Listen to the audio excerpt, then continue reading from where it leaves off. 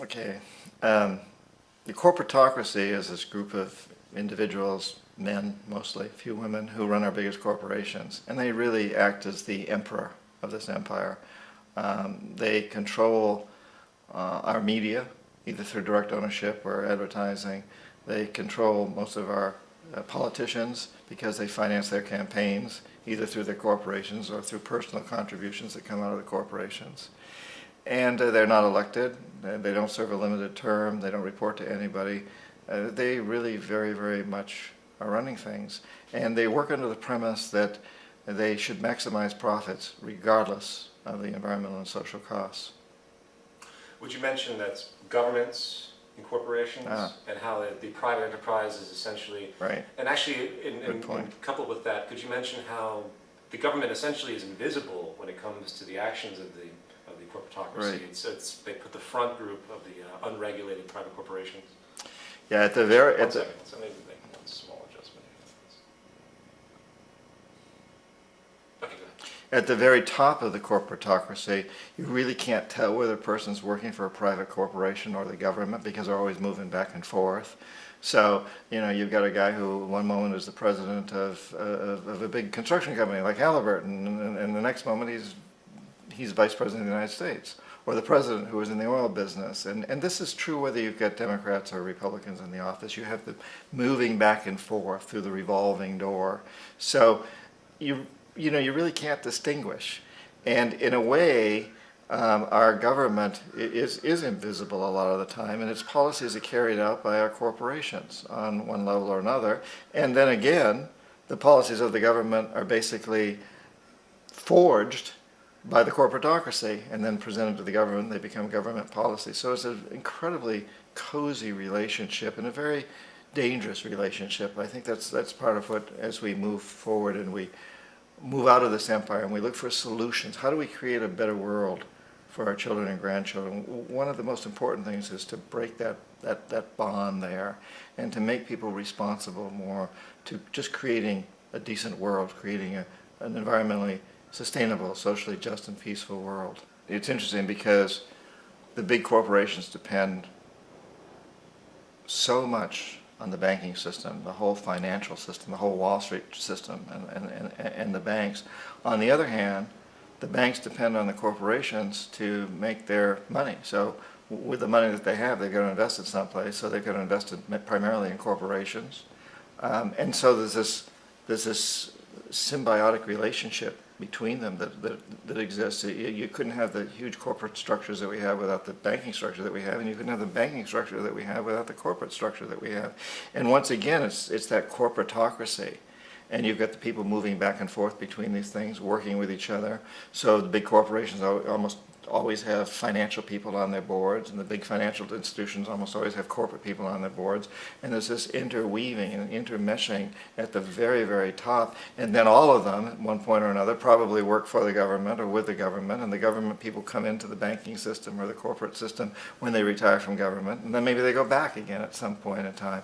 So it's a very insidious and I'd have to say a corrupt system. A system that just feeds into the hands of what we call the corporatocracy, and to a large degree works against everybody else in the world.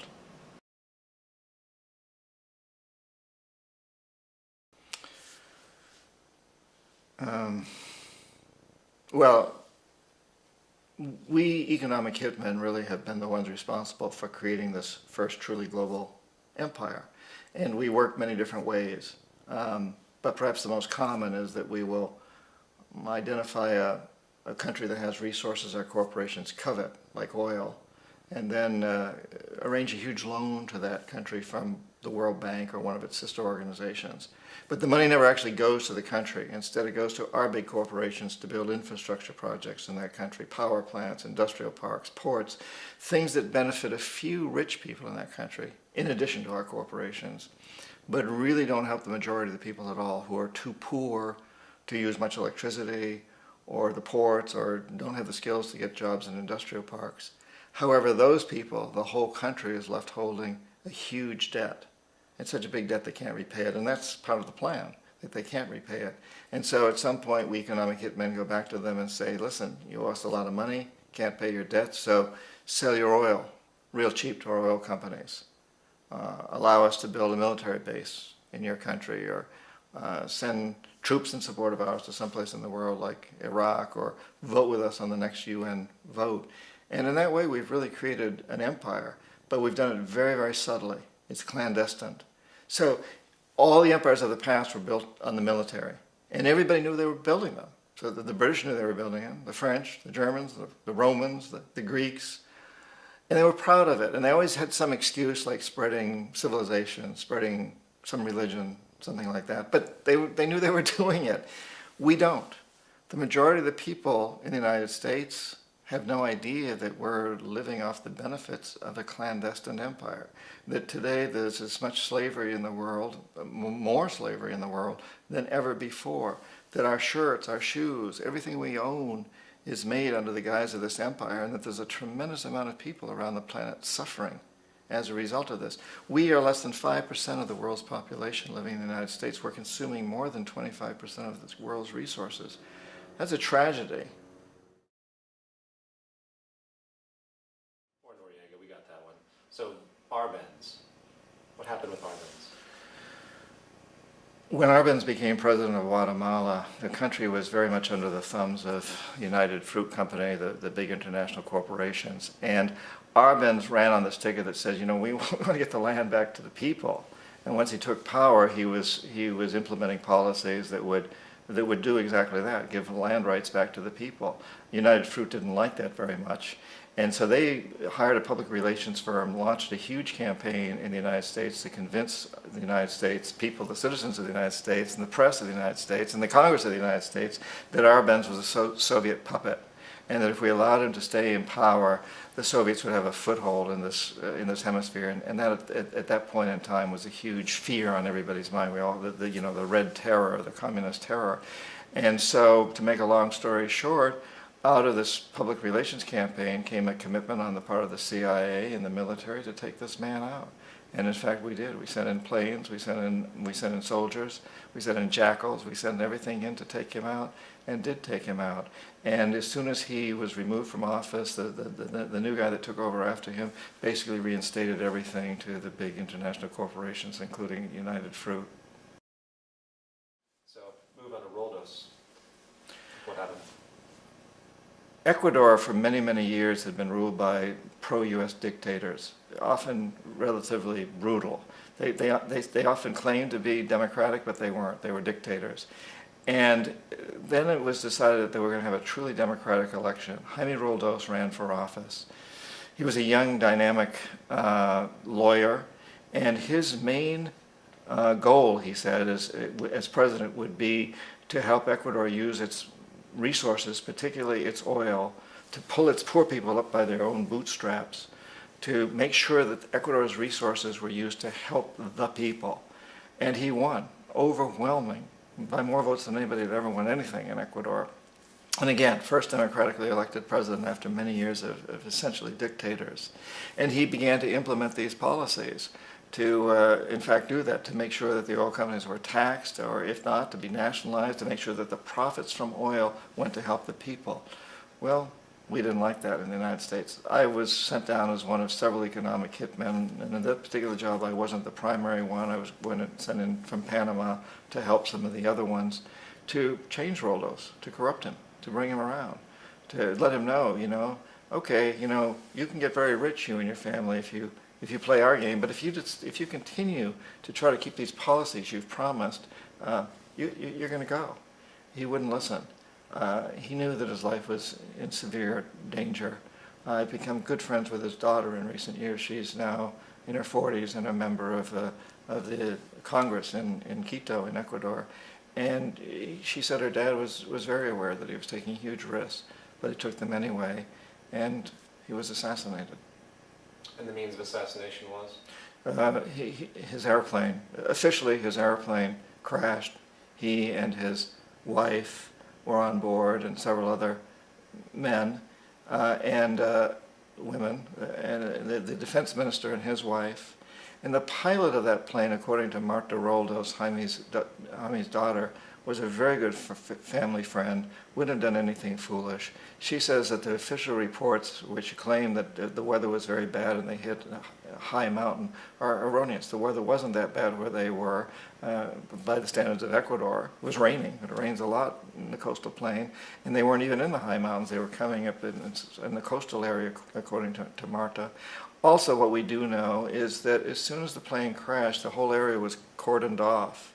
And nobody was allowed in. Even the local police, the Ecuadorian police, were not allowed in. The only people allowed in were U.S. military from a nearby base and some of the Ecuadorian military that worked closely with the Ecuadorian military.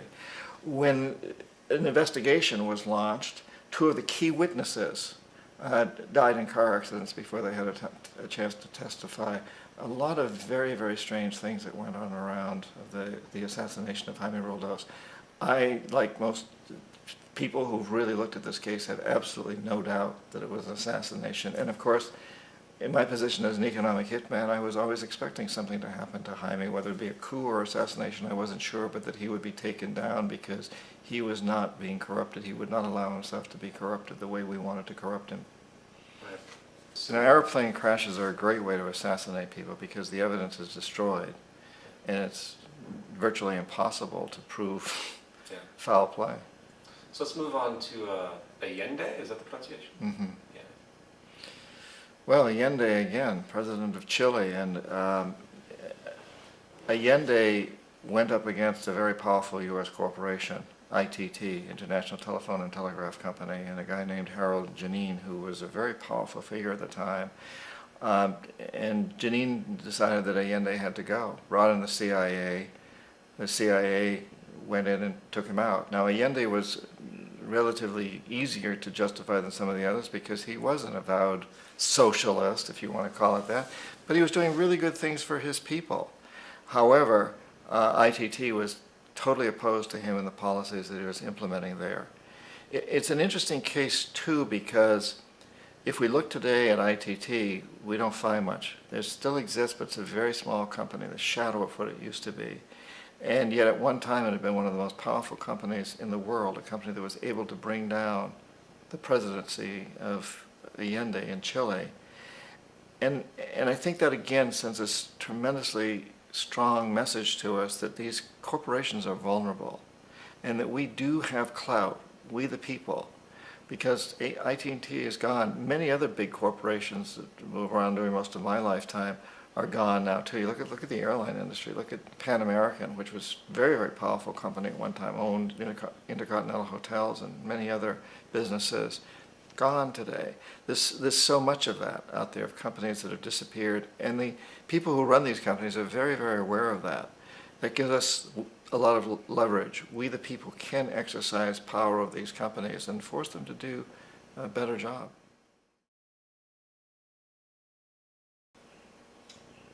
So Torrijos, describe in the same kind of brief capacity what happened to him, and denote the plane crash as well as his connections. Omar Torrijos, president of Panama, was one of my favorite people. I really, really liked him. He was very charismatic. He was a guy who really wanted to help his country. And when I tried to bribe him or corrupt him, he said, "Look, John," he called me Juanito. He said, "Look, Juanito, I don't need the money. I got a good life, I got a good house, I got a good wife, I've got whatever I want in terms of yachts." And he was a guy who really liked to have a good time, and he was having a good time. And he said, "But what I really need is for my country to be treated fairly. I need for the United States to repay the debts that you owe my people for all the destruction you've done here.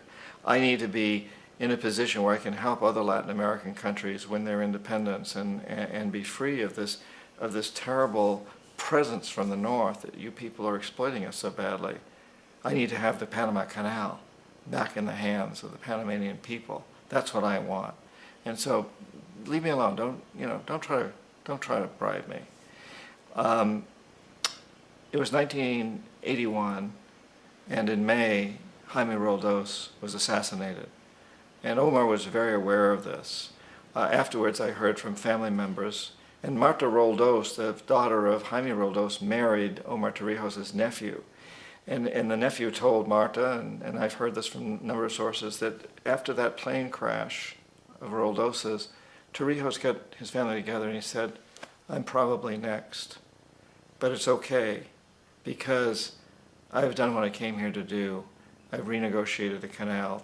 The canal will now be in our hands. He just finished negotiating the treaty with Jimmy Carter. So I've accomplished what I need to accomplish. I'm ready to die if that's what it's going to take. And he had dreams about an airplane crash.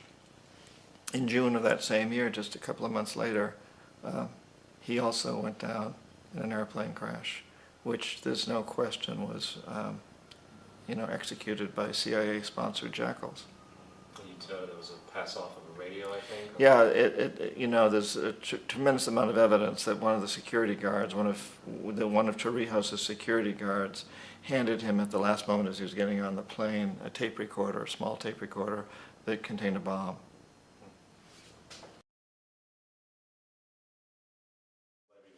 Well, Panama is a very interesting example because I tried to corrupt Omar Torrijos and bring him around. A great man as far as I was concerned. And I was very torn. On the one level, I didn't want to corrupt him. I really respected him for his integrity. On the other level, it was my job to corrupt him, and I knew that if I didn't, something more dire was likely to happen, which it did. He was assassinated. And that sent Panama into a tailspin. The soul was taken out of the country at that point in many respects. And eventually, Noriega became president. Noriega had been, we now know, a CIA agent. He'd been paid a lot of money to help fight the Colombia drug cartel, so he was one of our guys. And we figured that once Noriega was in power, that we now could basically reverse the canal treaty that Torrijos had struck with Carter and turn that around and also reinstate the School of the Americas, the U.S. military bases in Panama, but Noriega wouldn't do it. He wasn't as much of a puppet as we thought he was. He wasn't willing to reverse those policies. Also, he continued what had begun under Torrijos with negotiations with the Japanese about financing and building a sea level canal. We didn't want to see that happen. If there was going to be a sea level canal, we wanted to finance and build it. And Noriega refused to drop out of those negotiations. So he was no longer our puppet. He wasn't playing the game. And on top of all of that, there's a lot of rumors, and I don't have any evidence to back this up. If there was evidence, it was destroyed. But there was an island off the coast of Panama called Contador, which I do know very well. It's still there. It's a resort. And in the 70s, this was a place where deals were struck and where you could take people on private yachts or however you wanted to do it. And there was plenty of cocaine, all kinds of drugs, sex, all kinds of illicit activities, and whatever happened on Contador stayed on Contador. And this was a common knowledge. I mean, I used it. I took people there. I bribed people on Contador. Everybody was doing it that was involved in South America. And so the question has always been asked, we wanted to take out Noriega. Okay, why did we bomb a city? Why did we kill between 2,000 and 6,000 innocent civilians and destroy this part of the city? And I was just in Panama a couple of weeks ago. It was amazing. I traveled around, went down to that part of the city. I talked to people from taxi drivers to government officials about all of this. And, they're still like furious at the United States. Why did we do that? We could have taken out Noriega. He was not that difficult to take out. That's our goal. But we didn't have to go in and bomb the section of the city. The best explanation I've heard, the most logical one that I can come up with, is that one of the buildings down there belonged to the military or the national security forces. Panama really didn't have an army per se, but it had these national security forces.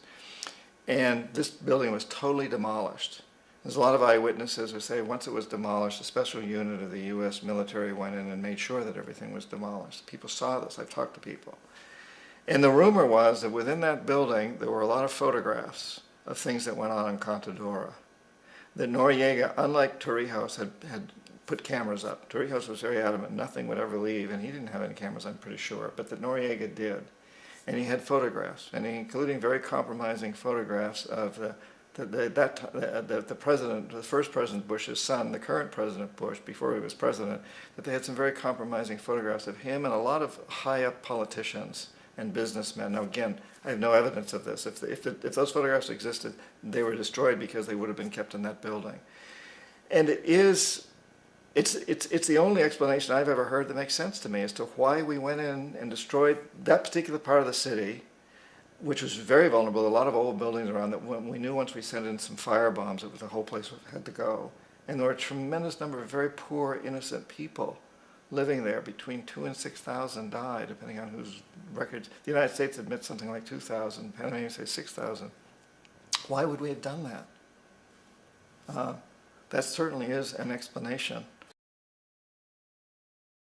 The precedent for economic hitmen really began back in the early 50s when a president was elected in Iran, prime minister, democratically elected, Mossadegh, and he was considered to be the hope for democracy in the Middle East and around the world. He was Time Magazine's Man of the Year in 1951.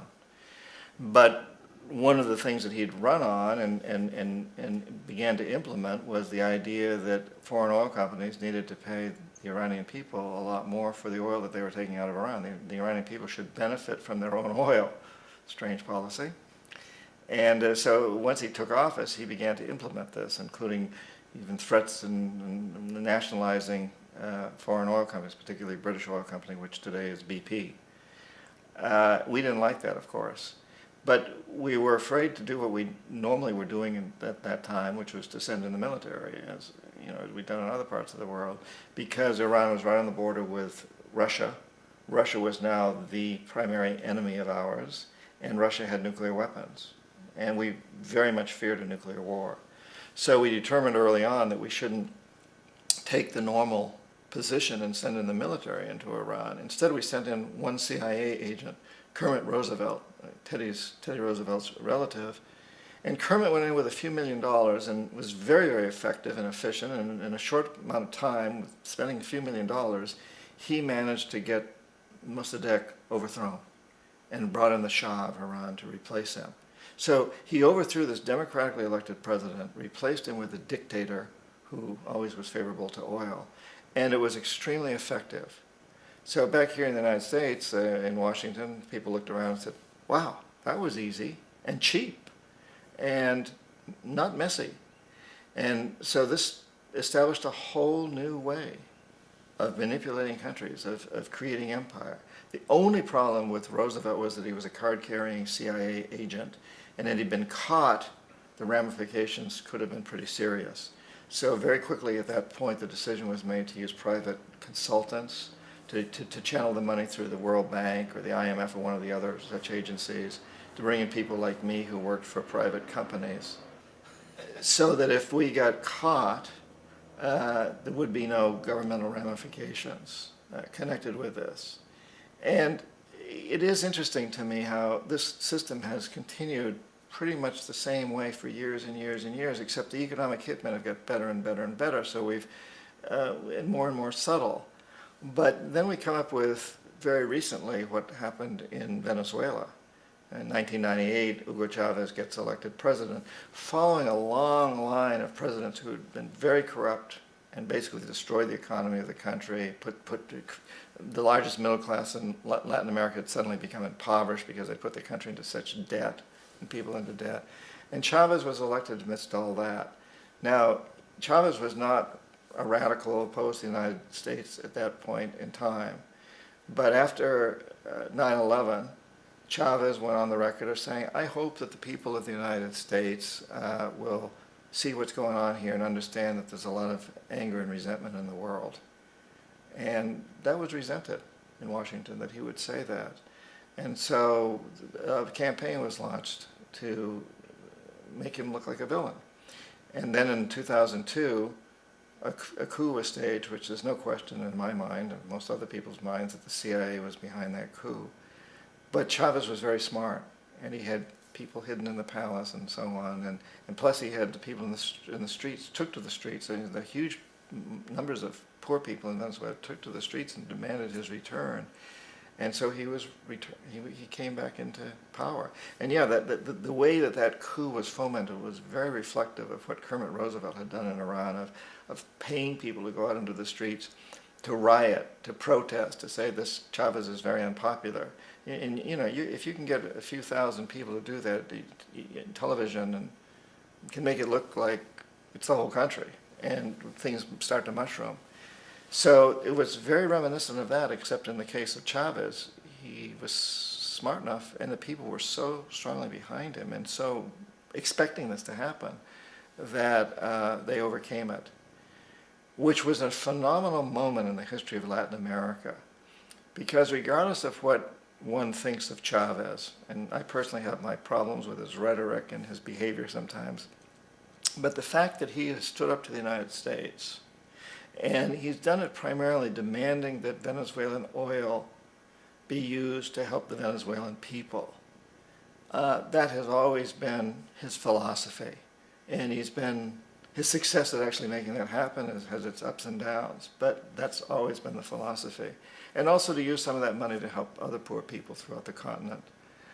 The fact that that happened encouraged other countries like Bolivia and Ecuador and Chile and Argentina and Brazil and Uruguay and Nicaragua and Guatemala and so many others to hold democratic elections and vote in presidents who said, our resources must serve our people. So Correa of Ecuador ran on a campaign basically that says, the profits from Ecuadorian oil must help Ecuador's poor people. And Morales ran on a campaign that said the profits from Bolivia's gas must help Bolivia's poor people. And I don't think that would have been possible had it not been for what Chavez did. So I think history will look back and see this man as being a very key figure in what's really occurring in Latin America today, which is a true nonviolent revolution. There's a democratic revolution happening south of the Rio Grande, and it's very, very significant, more significant than most people in the United States realize. More than 80% of the population of South America in the last democratic elections has voted in the president that said, no more exploitation by the corporatocracy. Our resources must help our people. And it's been nonviolent. It's been democratic. It's an amazing process that's going on. Iraq actually is a perfect example of the way the whole system works. So we economic hitmen are the first line of defense. We go in and we try to corrupt governments and get them to accept these huge loans, which we then use as leverage to basically own them. If we fail, as I failed in Panama with Omar Torrijos and in Ecuador with Jaime Roldos, men who refuse to be corrupted, then the second line of defense is we send in the jackals. And the jackals either overthrow governments or they assassinate the people who won't be corrupted. In the case of both Omar Torrijos and Jaime Roldos, they were assassinated because I failed.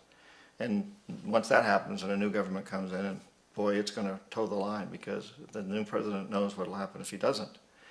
In the case of Iraq, both of those things failed. Economic hitmen were not able to get through to Saddam Hussein. We tried very hard. We tried to get him to accept a deal very similar to what the House of Saud had accepted in Saudi Arabia, an amazing deal from our standpoint, but he wouldn't accept it. And so the jackals went in to take him out. They couldn't do it. His security was very good. After all, he had one time worked for the CIA. He'd been hired to assassinate a former president of Iraq and failed, but he knew the system, and he had these look-alike doubles. It's very hard to assassinate a president unless there's people on the inside helping you. And if the people on the inside don't even know whether they're guarding the real guy or a double, it makes it very difficult for them and very, very risky for them. So we couldn't take him out. So in '91, the first President Bush sent in the troops, and we figured at that point, which is the last step. If the economic hitmen fail, the jackals fail, then we send in the military. And of course, all these people always know that the military is standing off in the wings to go in if everything else fails. So in '91, we send in the troops, and we take out the Iraqi military. So we assume at that point that Saddam Hussein is going to come around. We could have taken him out, of course, at that time, but we didn't want to. He's the kind of strong man we like. He controls his people. We thought he could control the Kurds and keep the Iranians in their border and keep pumping oil for us. And that once we took out his military, now he's going to come around. So the economic hitmen go back in the '90s without success. If they'd had success, he'd still be running the country. We'd be selling him all the fighter jets he wants and everything else he wants. But they couldn't. They didn't have success. The jackals couldn't take him out again. So we sent the military in once again, and this time we did the complete job and took him out, and in the process created for ourselves some very, very lucrative construction deals. We had to reconstruct a country that we'd essentially destroyed, which is a pretty good deal if you own construction companies, big ones. So those are really, Iraq shows the three stages. The economic hitmen failed there, the jackals failed there, and as a final measure, the military goes in. Well, let's do the destabilization thing if we go first. Well, that's what I meant. Okay, I thought Africa was a good example. it is a good example. Do So is the Middle East, so South America. Well, yeah, chaos, mayhem, destabilization are the friends of exploitation. And so if you can have internal problems in a country, then it's ripe for exploitation. It's the old divide and conquer. So for example, in the Middle East, the fact that Sunnis and Shiites and Israelis all are at each other's throats works to the advantage of oil companies, because the divide and conquer, if they all came together and found the common enemy, which is the exploiting people, then the oil companies wouldn't have a chance. But as long as they can keep it destabilized. And in South America, it's fascinating how we've seen that throughout the history of Latin America, the indigenous people in the military have usually been opposed ever since the time of the conquest. But in the recent elections in places like Ecuador and Venezuela and Bolivia, these two groups have come together. They've united. And as a result, now you have this amazing revolution that's going on in South America, which is not pleasing to U.S. corporatocracy. And we really blew it there, and from that standpoint, in that the destabilization is no longer happening. These diverse groups have come together because they've realized it's to their self-interest to stick together to fight the common enemy, which is the corporatocracy, which is us, really. And Africa is an amazing example. Because who's ever heard of Africa? I mean, we hear the name Africa, but who knows anything about Africa? What do we know about coltan in the Congo? What do we really know about diamonds in so many of these countries? What do we really know about oil in the Sudan? We hear these things, but we don't really know much. What we like to say, the American people like to say, the American press likes to say, oh, it's those corrupt leaders. We don't ask who corrupted them. Leaders are not corrupt. They are corrupted. Somebody does it. And we say, oh, tribal warfare. Well, who's creating the tribal warfare? It's been to the advantage of the British, the French, the Dutch, the Germans, whoever happened to be there, now us, to foster this kind of instability, this antagonism, the antagonism between Muslims and Christians and Jews.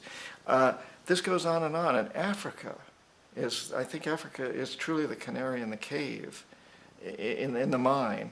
And it's a dying canary, It's terribly dying, and we don't even look.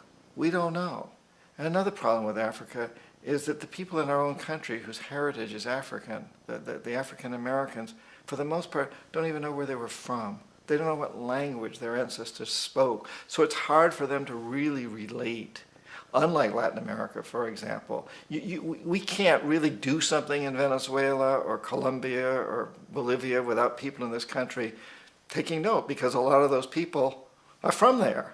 We got a lot of people here in this country from Venezuela and Colombia and Bolivia and so on, and they're interested, and they know where they're from, and they can read the local papers, they can read Spanish.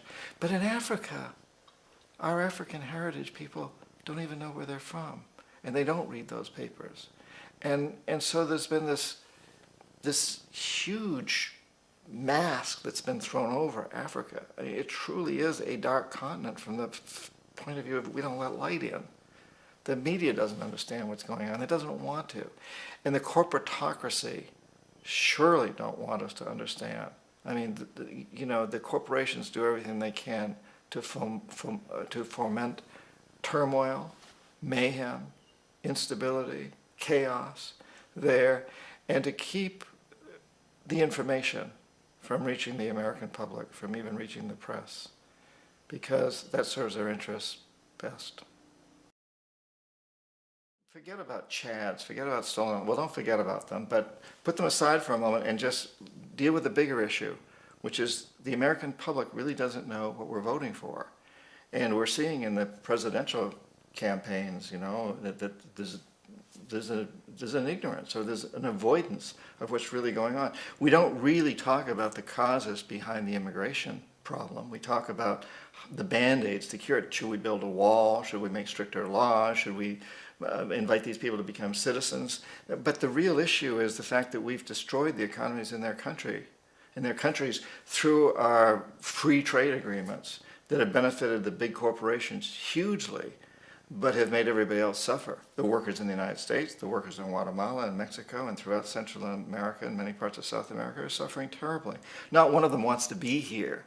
I speak Spanish. I live in Florida. I go out and I talk to the Guatemalans who are taking care of everybody's lawns and doing a lot of the other menial work. They don't want to be here. They're not getting rich here. They're sending all their money home. They want to be back in Guatemala or Mexico or Honduras or El Salvador, wherever they're from. These are beautiful countries. They want to be there. There's no work there. And there's no work there because of the laws that we've passed, because of the IMF, because of the World Bank, because of what the corporatocracy is doing to exploit these countries. So if we really want to deal with the immigration problem, that's what we must do, is help these countries get back on their feet and open their doors to their own people to have jobs there. But our presidential candidates aren't addressing that. Although, you know, at least back in the 70s, and I'm writing about this now in the book I'm working on now, that I was called into Washington to the Army Navy Club, met with a lot of retired generals and admirals to talk about a job that was going on in the Indian Ocean. And I found that, and I found this to be the case, that at the top echelons of the military, they don't want to go to war.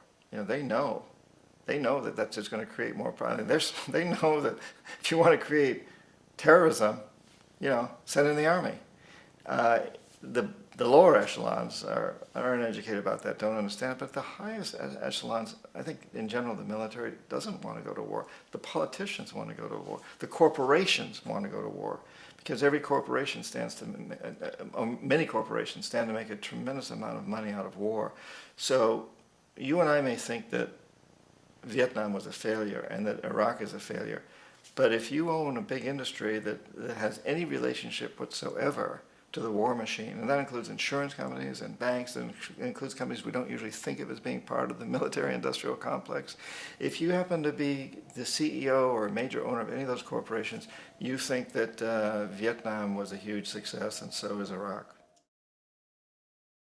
How about if we use what just happened in Colombia, between Colombia and Ecuador, you know? Oh yes, please. As an example. Sure, that's great. Okay. And I was in Nicaragua at the time, so I got an interesting perspective, which was very different from the U.S. press here. In fact, I was supposed to be meeting with Ortega, but he had to fly out the morning I was supposed to meet with him to go to Santo Domingo early for this meeting that was held with all the heads of states of Latin America, basically condemned Uribe of Colombia. But if we look at the situation in Colombia, which is let me think of the word here. If we look at the situation in Colombia, which is symbolic of so many, you go back to the time when I was in Colombia in the 70s, and I was there to get huge World Bank and Inter-American Development Bank loans for Colombia to build infrastructure projects using U.S. corporations to do it. Particularly, we were building big hydroelectric dams, transmission lines, pipelines, those sorts of things. And the poor people of Colombia objected very, very strongly. The campesinos, the majority of the people. For example, we would dam up rivers to create hydroelectric projects and destroy vast amounts of farmland, destroy towns. And then we would build transmission lines from these across llanos and jungles and through people's backyards and these big transmission towers. But the people who lived in those areas didn't get any electricity. They got absolutely no benefits. And they were outraged. And so they formed what we would call guerrilla groups, sort of like the Boston Minutemen. And it was fascinating that my company, Charles T. Main, we had offices in Barranquilla and in Bogota, Colombia. We were designing these huge projects. We were not allowed to send any U.S. citizens, engineers, to the project site, only Colombians, because it was too dangerous. The guerrillas, as we call them, would come down and attack the construction camps. And they would send the workers down the river in canoes. They didn't hurt them, but they scared them. And this went on and on. And meanwhile, now oil exploration is starting in other parts of Colombia, and similar things are happening there. The campesinos are very strongly objecting to oil, and the guerrillas would come in. And originally they were supported financially by Russia and China to a certain degree, and to a certain degree by Cuba.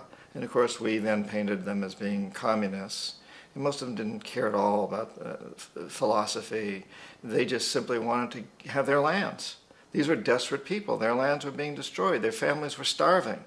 And they wanted to get us out of there. And they wanted not to have this happen anymore. But we accused them of being communists. Well, as communist funds began to dry up, as things happened in Russia and China and Cuba, that funds began to dry up, they turned to extortion, blackmail, kidnapping, and drugs as a way of financing themselves. And over time, that became much more a part of their business. It was one of their few ways of financing themselves. You know, we all think détente is such a great thing, the peace between the Soviet Union and the United States. But there's a dark side to that, too. There was a balance when the Soviet Union was there. If the United States put too much pressure on a country to bend to our will, the country would sort of slip off toward Russia, and then we would back off the position. Once the Soviet Union was gone, there was nobody for anybody to turn to, except terrorism, in essence. And so today we have a situation, for example, in Colombia, where you have these organizations like FARC that to a large degree are financed through drugs and extortion and other illegal activities, but their basis is in defense of the people to a very large degree. And recently, I was in Nicaragua at the time. Colombia, President Uribe, sent troops into Ecuador to take out the leader of FARC, who was that particular leader, who actually, according to my sources, was in Ecuador to negotiate a peace settlement and arrange for a hostage exchange. He and about 20 other people of his group were all killed by the Colombian president. And of course, Correa, the president of Ecuador, objected very, very strongly.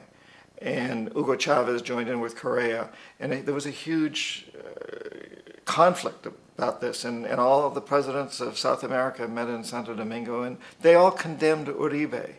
But the United States defended him, including all three presidential candidates, Clinton, Obama, and McCain, all came to Colombia's defense, which was absurd. One of the things that was happening there is Colombia is the largest recipient in the hemisphere, one of the largest in the world, of U.S. military foreign aid to fight these FARC people. Uribe doesn't want peace with FARC because then his funds dry up. And really what that money is used for more than anything else is to defend our oil companies in Colombia and the construction of pipelines.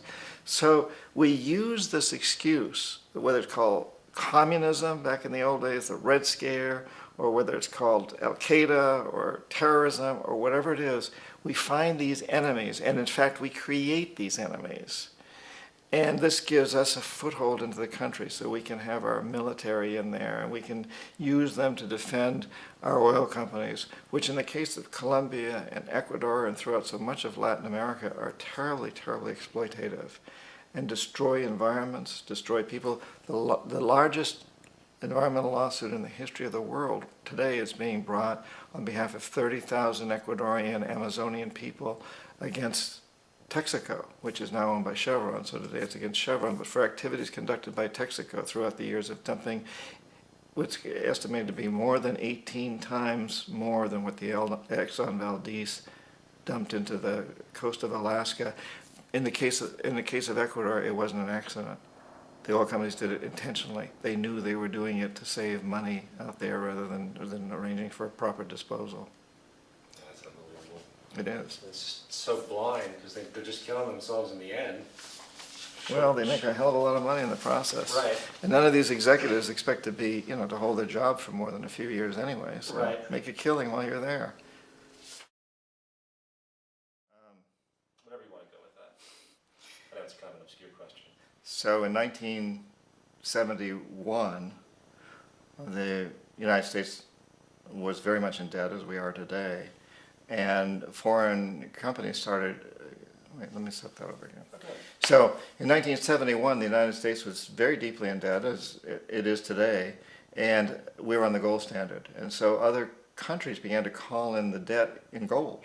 They didn't want dollars, they wanted gold. We couldn't pay it.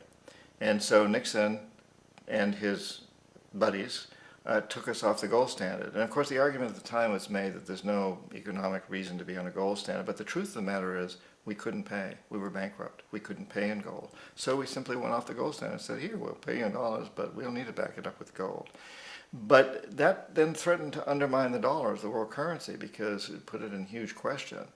So in 1973, when the OPEC oil embargo hit, it created an ideal opportunity to do something that was even better than the gold standard.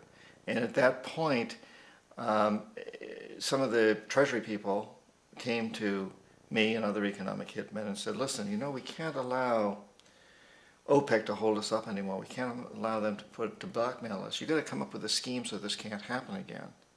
Well, the scheme that we came up with, and this is the short version, is that the House of Saud in Saudi Arabia, we knew we had to do it through the House of Saud because they were corruptible, and they had more oil than anybody else. The House of Saud agreed to return almost all the money that they made selling petroleum to the world to the United States and invested in U.S. government securities. The interest from those securities would be used to finance the westernization of Saudi Arabia, so that the Treasury Department would have that interest to hire U.S. corporations to build power plants, desalination plants, huge cities. And the House of Saud also agreed to keep the oil prices within limits acceptable to our oil companies, and most importantly perhaps, never ever to sell oil for anything other than dollars. So suddenly, in a couple of years, the dollar had moved from being on the gold standard to just being free floating basically, to now developing its own standard, the oil standard, which in many respects was much more powerful than the gold standard, because after all, oil has inherently more value in the modern world than gold does. And so today we've been struggling all these years with this same situation where we're on the oil standard. And now we're once again at this position where we hold tremendous amounts of debt. We're a huge debtor nation, the largest debtor nation in the world in the United States. And other countries are beginning to say, but we want our debt in something other than dollars because we don't like the dollar, we don't trust it. So Saddam Hussein threatened to go onto what he called an oil burst, oil exchange, where he would sell oil for something other than dollars, yen or euros or some other currency. And that's one reason that we went after him. That's just one more reason. And today, interestingly enough, Iran is doing the same thing. Iran is offering to sell oil. In fact, they say they want to sell oil not for dollars ever. They want to sell it for other currencies. This is a huge threat to us. I think it's the primary reason why we're making threats as if we're going to attack Iran. I don't think it has nearly as much to do with nuclear energy as we like to think it does. It has to do with oil and the oil bursts. Because if Iran, in fact, does sell oil for something other than the dollar, it puts the dollar in a very weak position. And if someone wants to bankrupt us, someone like China or Japan or one of the other big holders of our debt, they can call in our debt in euros or in something else. But they can only do that if they can buy oil in that other currency, because oil is the true currency that's out there today. Well, oil is the ideal fuel for the corporatocracy. And so when you have a resource like that, you can really control it. And of course the corporatocracy likes that. Also everything downstream. You have to have gas stations, you have to have pipelines, you have to have all these things. And that's a reason why biofuels, ethanol, things like that are acceptable to them, that more acceptable to Washington, to the corporatocracy, than, for example, solar, which you don't have that kind of control over. So oil is really it's a political football. It is a tremendous convenience for those who want to control, and it is the backing of our currency today. So the dollar is backed by oil. So it makes it very hard to talk about getting off oil from a political standpoint. You know, if every tile on every roof was a solar panel, which is technologically possible, think of what that would do. Now, you know, people know energy, know that there's peak times of using fuel, and you can't, you know, it's hard to use solar at night, although it's definitely not impossible. We put solar units out for some of the communities in the Amazon, and they have big batteries that they put it into, and they run off solar all night long. You can do that, even though it seems that in this country, in the United States, it's almost like a myth that you can't do that, but you can do it. But if we think in terms of really trying hard to use what's there and to use it in an efficient way, you know, the concept of huge solar stations out in the Mojave Desert or someplace, that to me is wrong, because once again, it's feeding into the hands of central control, And not only that, but who knows what that would do for climate. If you take all that solar energy that would have gone into the earth otherwise, out of the earth, and instead put it into electricity, it's going to have some impact. But where we've got roofs, where the solar is just hitting the roofs anyway, put an efficient use. So we certainly need to look more and more and more at this whole thing of energy. And we know there's other technologies that are out there that we haven't really even explored with any sort of any sort of seriousness, because they don't fit within the context of the politics of the game. And I think something else is very important here, and that is that we must at some point come to grips with the fact that we've got to cut back on everything, whether we're talking about energy consumption or clothes or the size of our houses. We in the developed world, we who live in these very affluent societies like the United States must cut back, because there are limitations on this planet. There's no question about it. And we're fast approaching those limitations. So we must cut back. We must control population to some degree, and we must control the per capita expenditure on economic goods, on materialistic goods. We must cut back. We cannot expect technology to solve these problems entirely. We have to also solve them by spirituality, by realizing, for lack of a better word, spirituality, by recognizing that happiness doesn't come through consuming more and more energy, consuming more and more products. It comes from something much deeper, something much more basic, that feeling of oneness, that bliss, that connection with all the plants and animals and elements and other people. We have a great deal of power over these corporations. And so we're at this amazing time in history where there's a world empire. And I think for the first time, we don't want to overthrow it. We don't want to get rid of it. We want to change it. We want to do something that's never been done in history before. We want to break an old pattern, because if this empire collapses, then history tells us that there'll probably be some wars, economic or military wars, and eventually some new empire will emerge. We don't want that. What we'd rather do is transform this empire, make it into a true model of a world where we can live sustainably, environmentally sustainably, in a socially just world, in a peaceful world.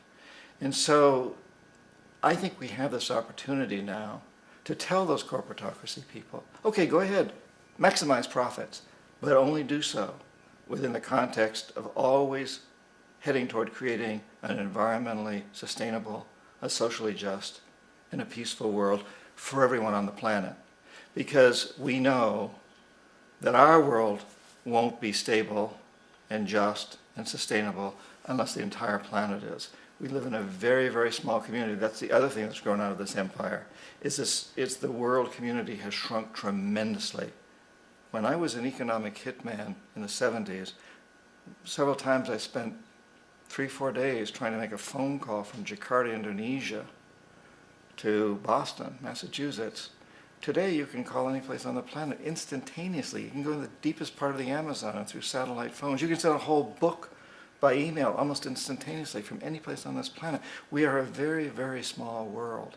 And I have a grandson. He's about 6 months old now. I'm very aware of the fact that my grandson cannot possibly hope to inherit a sustainable, peaceful, stable, socially just world unless every child today growing up in Ethiopia, in Indonesia, in Bolivia, in Palestine, in Israel also has that same expectation. So here we are at this amazing time in history. Small world, ruled by the emperor, which is a corporatocracy, which is it's a corporate ruling. It's a commercial. It's an economic thing. It's not a military thing. And these corporations are very, very vulnerable. We can turn them around, and we must turn them around. Where does the desire to keep making more come from? Where does greed come from? Sure. Where does, well, I think that greed in a way is our measure of success. So if I'm a corporate executive and I'm making $5 million a year, and the guy in charge of my rival company is making $6 million, I feel I got to do better. I got to surpass him. That's my measure of success. If I'm an athlete same sort of thing. The athletes are all vying with each other to see who makes the most money, because that's how we measure our success in general. And of course, it's a false measure of success, because we all know really happiness is the success. What kind of a life do we lead? How do we relate to our families? How do we relate to the world?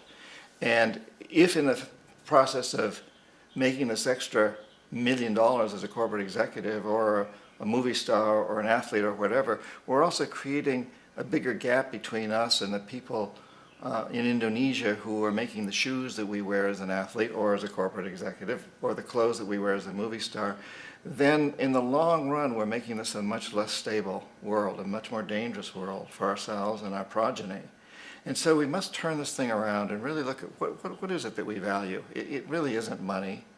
And you know, working with CEOs and people in top management for many, many years, as I've had, including I still continue to. I give talks to big corporations and their executives. I just came back recently from giving one. I'm very struck by the fact that I've never met an evil CEO. They may exist, but I haven't met any.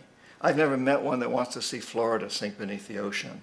I've never met one that wants to see the ozone layer destroyed, or wants to see more poverty and misery in the world.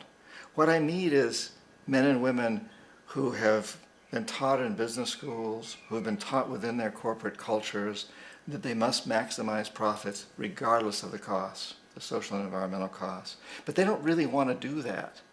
And they're really not buying into this idea that they got to make an extra $1 million to compete with the guy in the next post.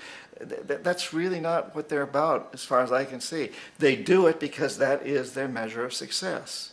It's the same reason that it starts when we're in school, you know. I mean, the kid sitting next to us gets an A and we're getting a B, and there's pressure put on us to do better than them, or excel in a sport for whatever reason. With this constant thing of this is how we measure ourselves. We really need to turn that around. You know, it would be such a different world if the Fortune 500 were not the wealthiest 500 people or the wealthiest 500 companies, but instead were those that do the most to make a better world for our children. Just think if Randy Hayes, who founded Rainforest Action Network, was in the Fortune 500, not because of money he makes, but because of what he does. Just think, you know, what if people like that were Time Magazine's Man of the Year? This is the direction we must move in. And you and I can create that. It's in our hands to do that. And I also think we need to understand that almost every executive out there is looking for that too. Obviously they love their grandchildren. They don't want to see the entire world destroyed. Well, it's our form of adulation.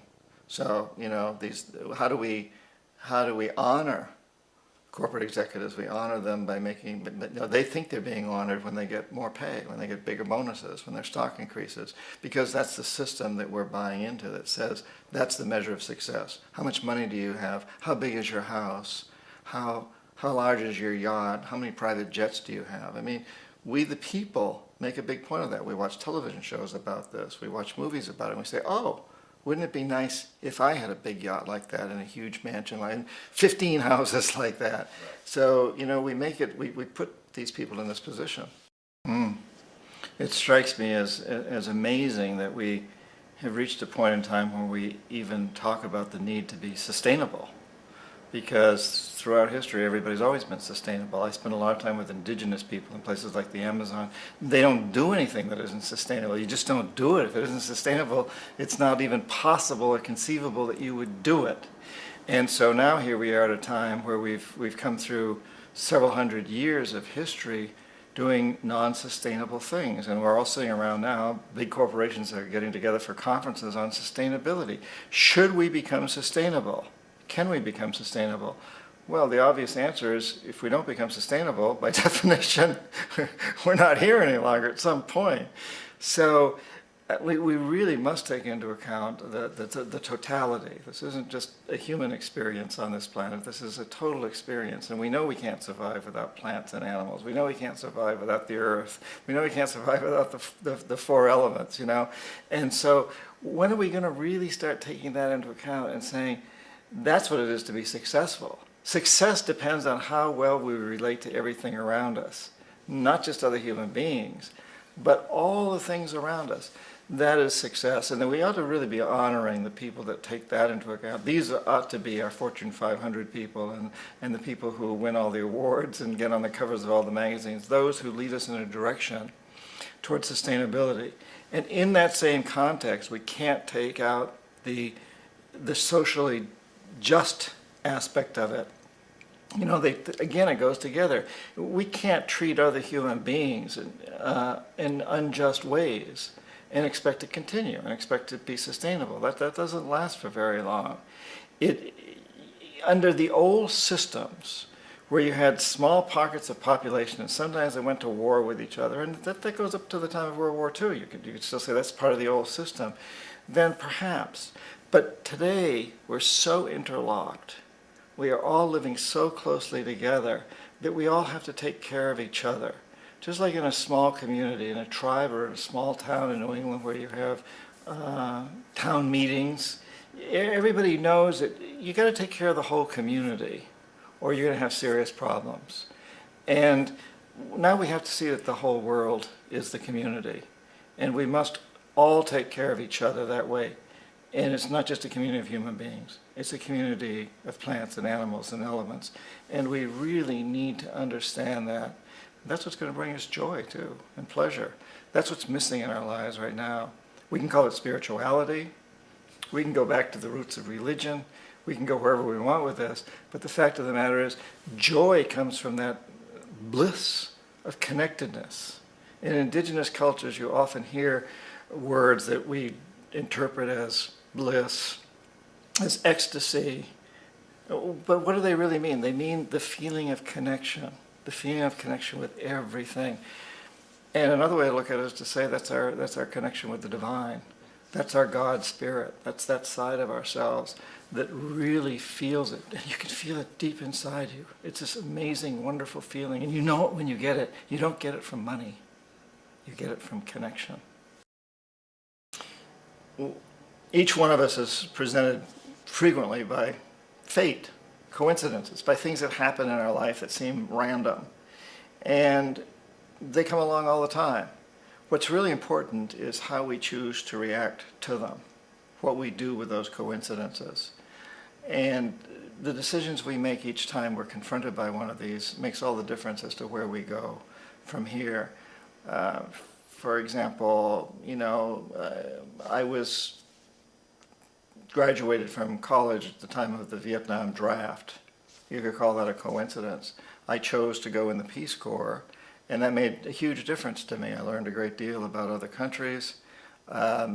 If I had chosen to go to jail, I would have had a very different experience. Or if I had chosen to join the Army and go to Vietnam, or if I had chosen to move to Canada. All of those are the decisions we make based on one coincidence, that particular coincidence. And I think it's actually very important that we would be conscious of that when these coincidences present themselves. And it could be a hardship. Suddenly, you've gone bankrupt. Okay, and it may not exactly be a coincidence, but it's an event. You're bankrupt. Well, what are you going to do with that? Where are you going to go with that? And to realize that the decision you make at this point in your life is going to have a huge effect on you. My daughter recently gave me a grandson, but before the grandson arrived, she knew she's going to have a baby. And she's got to buy cribs, and she's got to buy clothes, and she's got to look at what kinds of diapers to use, and all these kinds of things. She had every point along that line made the decision that she wanted to do the thing that was most environmentally and socially responsible because she saw it as an investment in her child's future. And she couldn't always find good alternatives. In some of these areas, like car seats, for example, it's really hard to find ones that aren't made in China or someplace. But to be aware that you're doing everything you can and you're going to make every attempt, and not to see this as a sacrifice, but to see it as an investment in your child's future. By doing the right thing now from an environmental and social standpoint, we are taking care of our children, our grandchildren, all the future generations. I think it's so important that we understand that. And sometimes we can't make that investment. Sometimes we just can't afford to make an investment, even though we know it would be a good investment. At times like that, we just have to do our best, but realize that we're foregoing an investment and commit ourselves to making that investment the next time it's possible for us to do so. from a practical standpoint, what can we do to make this a better world for ourselves and future generations? That's the essential question right now. And I think we all know a lot of the basic things we can do. You know, we should never buy anything that's made in a sweatshop, that's made by slaves, that's made by people that suffer, that aren't given good health insurance, that aren't taken care of, and their families aren't taken care of. We just shouldn't buy anything that's made by people like that. We know that. We shouldn't drink water that comes out of plastic bottles and brought to us from Fiji or someplace way off like that where we're exploiting another country's water supply. You know, we shouldn't waste fuels. We shouldn't be inefficient in that. We shouldn't build houses that are way too big to satisfy any common sense within us. There's so many things like that we all know. We shouldn't be putting chemicals in our foods and so on and so forth. But I think beyond all of that, if you really come right down to it, those are all Band-Aids. And we need Band-Aids badly because we're hemorrhaging. But beyond all that, I think each one of us needs to look deep inside of ourselves. Every one of us has passion, and every one of us has talent. Now, I'm a writer, that's my passion, and I hope I have some talent as a writer also. But regardless of whether you're a filmmaker, a musician, a carpenter, a plumber, a teacher, a housewife, whatever you are, you've got passion and you have talent. And if every one of us can go deep into our passions, can realize our passions, using our talents to do that, but always have as a guiding point that we will work to creating an environmentally sustainable, socially just, and peaceful world, then we will get there. We will all get there. If that's the destination that every one of us has, we can come from many different directions. I'm often struck by how fortunate we are that during the time of the American Revolution, Tom Paine didn't try to lead armies. And George Washington didn't write pamphlets. Paine followed his passion. He was a writer, he had talent.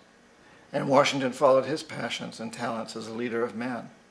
And Benjamin Franklin didn't do either thing. He was an old man. He went off to France and he convinced the French to become our allies.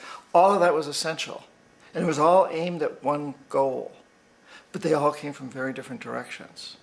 And I think this is an important time to realize how we can do that. Students sometimes in business schools where I'm speaking come up to me and say, you know, well, should I go to work for the big corporation and try to change things from inside? Or do I need to be outside and demonstrate against the corporations? And I say, you know, that depends on you. We need people in both places. What's your passion?